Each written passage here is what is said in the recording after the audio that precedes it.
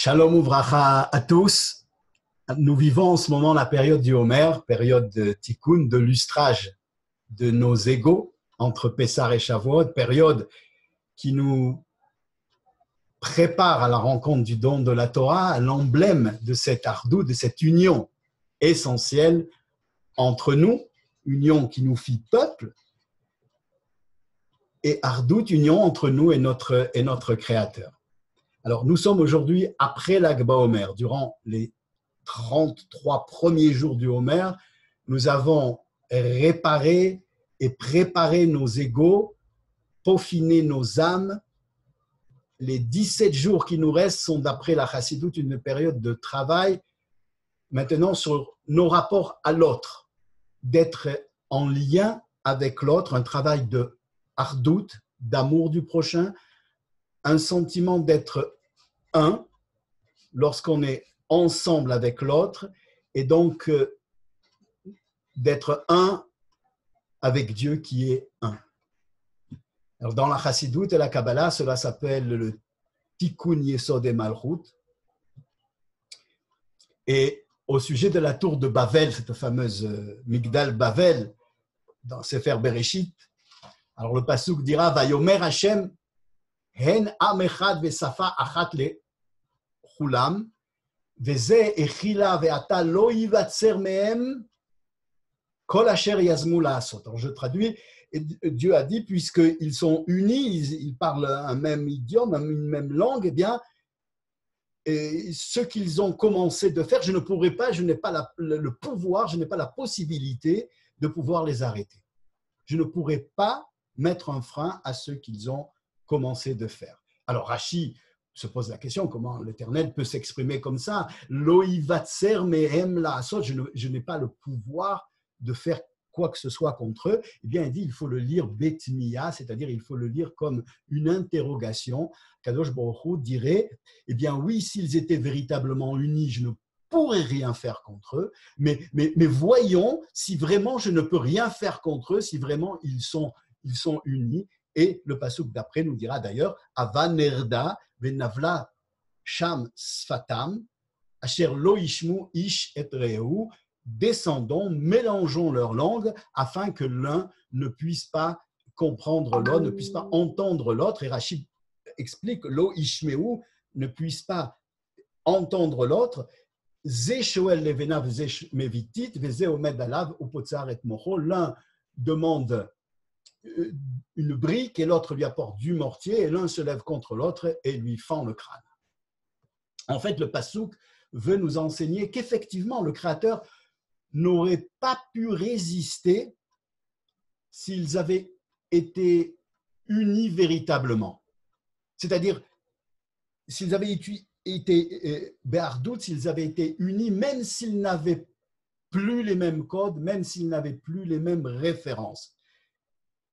Et puisqu'il s'est avéré que non, que l'un allait écraser le crâne de l'autre s'il ne comprenait pas ce qu'il disait, s'il n'avait pas les mêmes codes, les mêmes modalités de référence, eh bien, il n'était pas véritablement en ardout et Dieu a donc pu les séparer, arrêter ce projet. Alors, le rabbi précédent nous enseigne dans une de ses sirotes, dans le Sefer HaSirot du Rayatz, que le chidouche du Baal Shem Tov était que l'amour du prochain, le sentiment d'unité, la hardout, n'était pas une bonne qualité qu'il fallait rechercher, ce n'est pas simplement une bonne qualité humaine, mais c'est l'essence de l'avodat Hashem, c'est l'essence de la volonté de Dieu. La hardout, l'unité entre nous, l'amour du prochain, de se sentir un avec lui, de se sentir exister que parce que l'autre existe. Alors c'est beau, oui, en théorie, je pense que nous sommes tous partants pour ça aujourd'hui, après tout ce qui s'est passé. Mais sur le plan de la pratique, ça paraît plus compliqué. En fait, non. Je dis non parce que c'est aussi mon métier. C'est vrai que j'ai j'ai eu le mérite d'être choisi et de recevoir la responsabilité d'être l'émissaire, le chaliard du Rabbi pour les francophones à Jérusalem.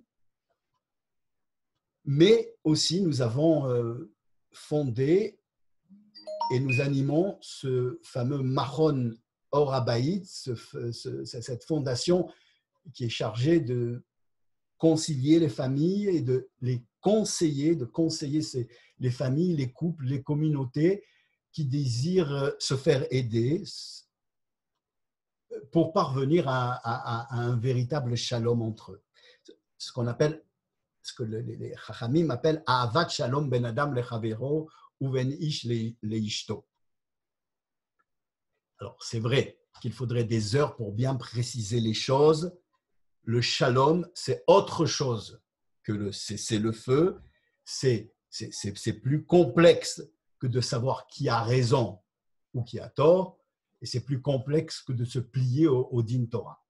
Alors, personnellement, je suis prêt à faire partager mon expérience, le fruit de mon travail, pour chacun et pour chaque communauté qui aurait des difficultés dans le domaine. C'est pour l'instant ce que je peux faire sur le plan pratique dans ce forum. Mais la Gemara dans le traité de Iruvin, Masechet Iruvin, à la page 13, Yud Gimel Amud Bet, au verso,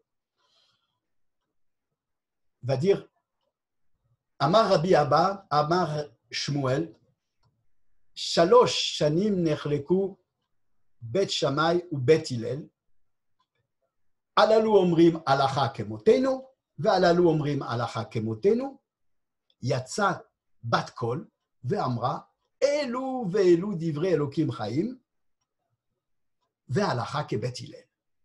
Et la Gemara continue, Vechi מאחר שאלו ואלו דברי אלוקים חיים, מפני מה זכו בית הלל לקבוע הלכה כמותם?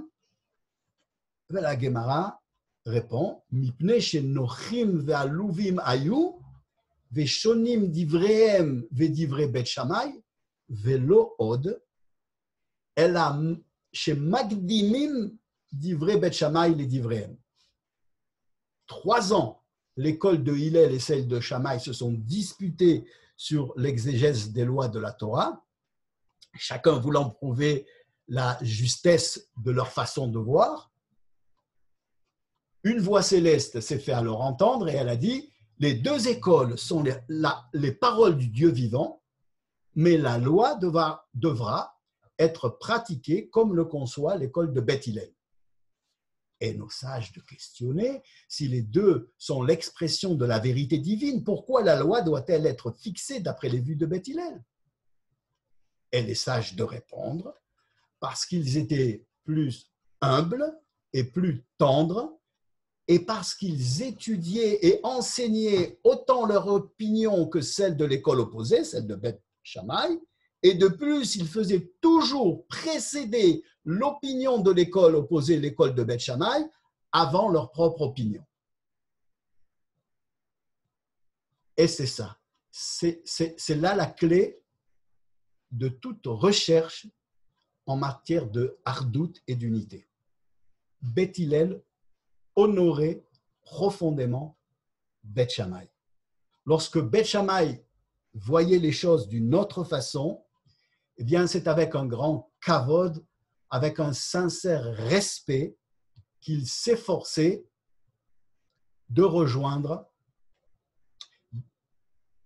Beth Hillel, s'efforçait de rejoindre, de saisir la rectitude des positions de leurs opposants de l'école de Beth Shammai.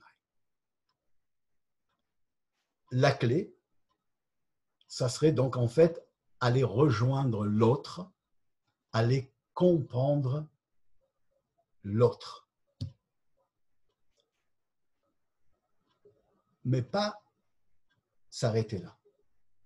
Aller rejoindre l'autre, aller le comprendre, puis aller se rejoindre soi-même, se comprendre soi-même, comprendre quel besoin en nous n'est pas satisfait pour que notre Yetzer Hara s'excite à légaliser des prétextes idéologiques ou structurels. Il serait bon d'approfondir le sujet durant des heures. l'idée est là, d'après mon humble expérience. Abandonner les légitimations dogmatiques qui nous séparent, aller rejoindre l'autre et le comprendre, puis chercher en nous et comprendre quel besoin chez nous n'est pas satisfait dans la stratégie de l'autre et de le lui dire de manière assertive, avec un sincère kavod, un sincère respect et une vraie empathie de l'autre et de ses opinions. Et comme l'eau, et comme dans l'eau, le visage répond au visage, dira le roi Salomon, eh bien l'autre désirera aussi nous rejoindre avec la même empathie. Et les deux ensemble, nous réussirons à agir sur le Créateur pour qu'il nous délivre et nous envoie le Mashiach devant lequel, tous en cœur, tous unis, nous crierons, comme le font nos frères les Méchiristim, les Méchiristes, vive notre maître, notre guide, notre rabbi, le roi Mashiach, à jamais, Yechi Adoneinu, Moreinu, Verabenu, Melech, Amashiach, le Olam Vaed.